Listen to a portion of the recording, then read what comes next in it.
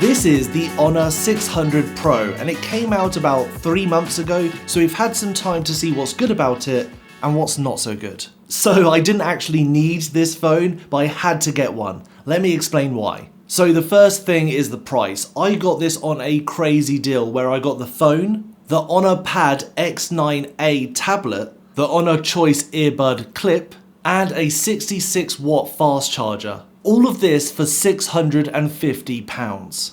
And when you take into account the value of the other items included, like the tablet and the earbuds and the charger, which the tablet's like £200, the earbuds are like £80, and the charger is £25, that equals £305. So with the total value of the bundle being £650, that makes the phone £345.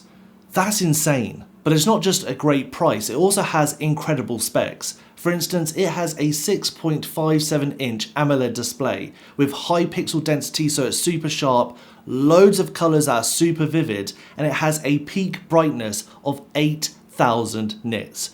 Just for some comparison, my Xiaomi 17 has a peak brightness of 3,500 nits. This is over double. But what does this mean in the real world? Not a huge amount. When you put it side by side with some other phones, it's hard to tell any difference. Even with some phones having half the nit rating, they're still just as bright as the Honor. The Honor does edge it out slightly, you might notice a slight difference, but it is marginal. It's not as big of a difference as it looks like on paper. But not only that, the battery is also really impressive at 6,400 mAh. It even has 80 watts of wired fast charging, 50 watts of wireless charging, and it can even do reverse wireless charging up to 27 watts. Some phones have a max wireless charging of 25 watts, so this can actually charge other devices to their fastest capabilities. That's insane. Now, one of the biggest topics around the Honor 600 Pro is its design and looks, just because it looks so similar to an iPhone. And the similarities don't stop there. It even has an action button like the iPhones do, where you can customize certain actions or apps to open up on pressing it or long pressing it. Even the menu screen where you customize what actions happen is so similar to an iPhone. And it still doesn't stop there. It even has the liquid glass look on the settings and also throughout the phone, which is once again just copying iPhone. Now, this isn't necessarily a bad thing because manufacturers copy each other all the time, especially the best features from other phones they want to copy for themselves. You see it 1,000 times. It's just how much is being copied from the iPhone, not everyone's going to like. Now, on that camera bump on the back, which is so similar to an iPhone, you get 3 different cameras: a 200 megapixel main shooter, a 50 megapixel telephoto, and a 12 megapixel ultra wide. Now, it won't be a shock that the 200 megapixel main shooter is by far the best camera. It can take bright, vibrant, colourful photos with a ton of detail. And because of its large sensor, it can even take nighttime shots or dark room environments with ease. You can see a couple of shots I'm going to show now of a wall and also a trading card. Both of these were taken in a room which was almost completely pitch black. And the 50 megapixel telephoto camera can also take some decent shots. It also has a trick up its sleeve where it has 120 times digital zoom. Now, this is definitely more of a gimmick because if you see with this example of me zooming in on a sign, when you do get past the 30 times, the image quality is just so bad that it tries to use AI to remaster the image, but it just looks so heavily processed and just unusable. And in other examples like of this clock tower, once again, when you zoom in past a certain point, it just struggles to take the image, and then with the digital remastering with AI, it just does a somewhat okay job, but it looks so heavily processed and nowhere near the original image. And for the wide angle lens, it's okay. It is 12 megapixels. For landscape photos, it'll do a decent job from far away subjects, and even really close up subjects with that macro lens, it can take a decent photo. Now, when you start zooming in, you can see that the image resolution and quality might not be the best to zoom in, but from a stance of just the photo as it stands, it's not too bad and can take some decent photos. This is the front-facing camera. It's 50 megapixels. It can record 4K at 30 frames per second. I'm using the mic and the recording right now, so let me know how it looks and sounds down below in the comments. And of course, don't forget to like and subscribe while you're there. But also the interesting feature with this front-facing camera is it has AI bokeh, so it can blur the background to make it look a little bit more premium, and it actually does a really good job. It can struggle with hair and also some unusual objects, but for the most part, it actually looks really good. So we've got a great price, a great camera, a great battery, a great screen. This is where it starts to go downhill with the rest of the specs and features. So the processor is a flagship processor, the Snapdragon 8 Elite, but it's from last year.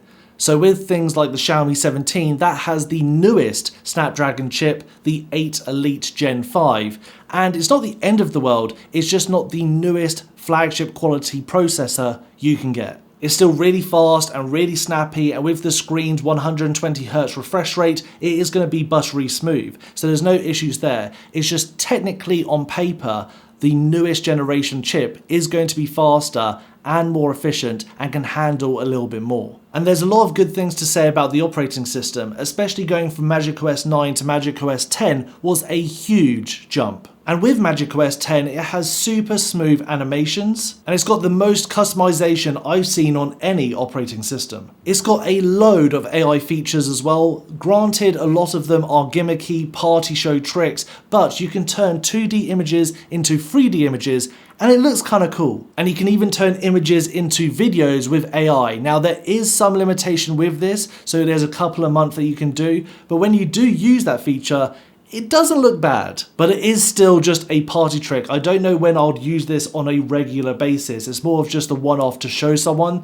that the phone can do it, but after that, I will never use it. However, even though there are some good things with the operating system, there is a ton of bad. A massive one for me is bloatware. The apps that are pre-installed, which some of them you can delete, but a lot of them you can't, and it's so frustrating. So you've got the Honor App Market, you've got the suite of Google apps which you can't delete, you've got Honor Calendar, Honor Phone, Honor Contacts, Honor Files, Honor AI, My Honor, you've got Honor's Gallery, you've got SIM Card Tool 1 and SIM Card Tool 2, you've got System Manager, Themes, Voice Access. And what I don't understand is if you want to have better connectivity with other Honor products like earbuds, you need to download a further app called the Honor AI Space. And there's already an app called Honor AI.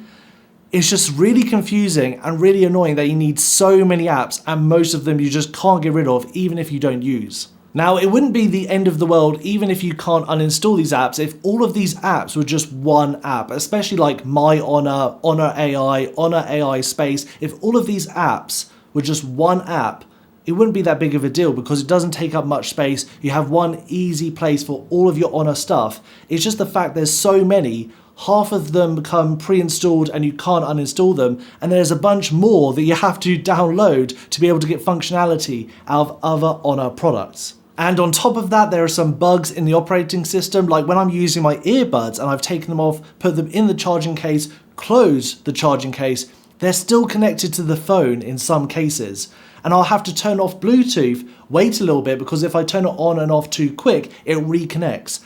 Things like that are just so annoying. And even features like bedtime, which are super helpful, don't always work. It's basically a do not disturb, which has a grayscale. So when you do have your bedtime set, your phone will go on to do not disturb and it'll go fully gray. So it becomes a little bit more boring, a little bit easier on the eyes. So it helps you put away your phone and then not be disturbed by your phone. Great feature, it just doesn't always work. Now, after going over those negatives, would I recommend this phone and why did I buy it? Well, basically most of those issues are software, and software can be updated and fixed. It's currently on macOS 10, which was a massive jump from macOS 9, and at the end of the year we're expected to get macOS 11. So hopefully that's another massive jump that fixes a bunch of these bugs, also irons out a few of these problems, and it just becomes a better and better experience. And the hardware we already know is good. It's got a good camera at 200 megapixels.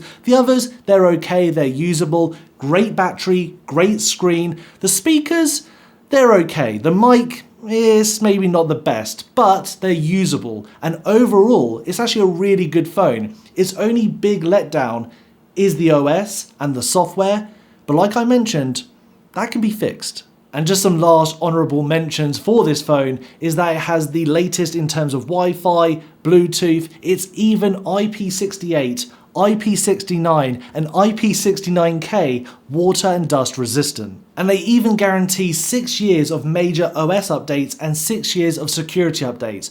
All that wrapped together at the price of $650, I think it's about £700 right now, you have to check the link down below. But you get the phone, the tablet, the earbuds, the charger, all of this and flagship quality features in that phone for £650, £700. It seems like a no-brainer to me that that is the best deal in tech. But I'd love to know what you guys think in the comment section down below. Don't forget to like and share this video, subscribe if you haven't done so already, and I'll see you guys next time.